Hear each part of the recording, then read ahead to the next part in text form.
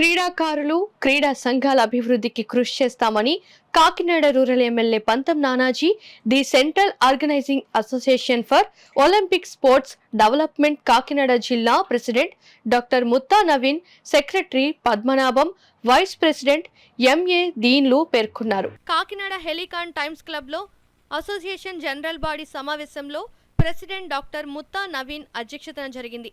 సమావేశంలో వివిధ క్రీడా సంఘాల సభ్యులు వారు నిర్వహించిన కార్యక్రమాలను సభ ముందుంచారు.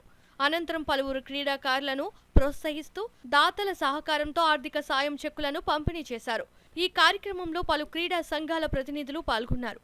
కాకినాడ జిల్లా వారు 36లో హోస్ట్ చేయబోతున్నటువంటి వరల్డ్ ఒలింపిక్స్కి ఇప్పటి నుంచి కూడా స్పోర్ట్స్ మెన్స్ తయారు చేసేటలో ఒక కీలకమైన పాత్ర పద్మనాభం గారు, అలాగే ముత్తా నవీన్ గారు, వీరంతా కలిసి ఒక కీలకమైన పాత్ర వహిస్తూ మాలాంటి వాళ్ళందరినీ కూడా ఇందులో పాత్ర వహించమని మేమందరం ముందుకు వచ్చి అడిగేసి మన రాష్ట్రం నుంచి, మన జిల్లా నుంచి ఖచ్చితంగా ఒలింపిక్స్ నుంచి ఒక క్రీడాకారులు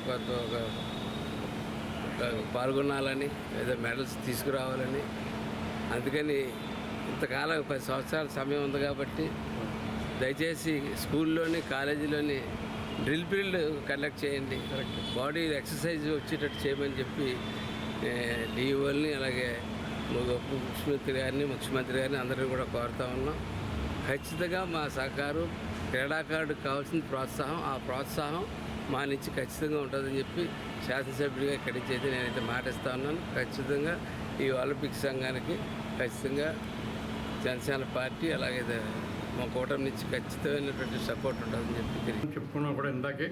అది కాకుండా కూడా విలువిద్యలో జ్యోతి సురేఖ, మరి మన మీకు ఎలా తెలుస్తుంది పివి సింధు గురించి, వీళ్ళిద్దరికి కూడా, వీళ్ళ ముగ్గురికి కూడా పథకాలు వస్తే చాలా సంతోషించడంలో మొట్టమొదటిగా మన జిల్లా ఏంటంటే దానికి కారణం మన సాత్విక సాయిరాజు ఉండడమే. మరి ఈరోజు ఈ కార్యక్రమానికి కూడా కురుపురుచనారాయణ గారు పలు సూచనలు ఇవ్వడం జరిగింది. అదేవిధంగా కొంతమంది సీనియర్ కోచెస్, మరి సీనియర్ అడ్మినిస్ట్రేటివ్ ఆఫీసర్స్ కూడా ఇక్కడ రావడం జరిగింది. మనందరికి కూడా కొన్ని సూచనలు ఇచ్చి నెక్స్ట్ ఆగస్టు 29వ తారీఖుని ఒలింపిక్ డే కింద ధ్యాన్చంద్ పుట్టినరోజు సందర్భంగా అమలాపురంలో కూడా నేషనల్ ఒక సెమినార్ చేయడానికి ఇప్పుడే కురుపురుచనారాయణ గారు, పప్పు శ్రీరామచంద్ర గారు అంతా కూడా యాక్సెప్ట్ చేశారు.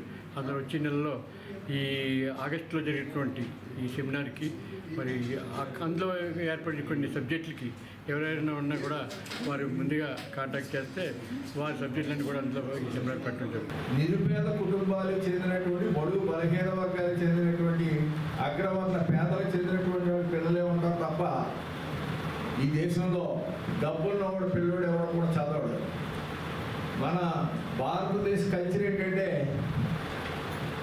నాయకులు, ముఖ్య కల్చర్ అంటే ప్రజలే కాదు, భారతదేశ ప్రభుత్వాల ఆలోచన ఎలా ఉంటుందంటే క్రీడలు అంటే కాలక్షేపం కోసం చేసే, కానీ వాళ్ళ దృష్టికి రాదు.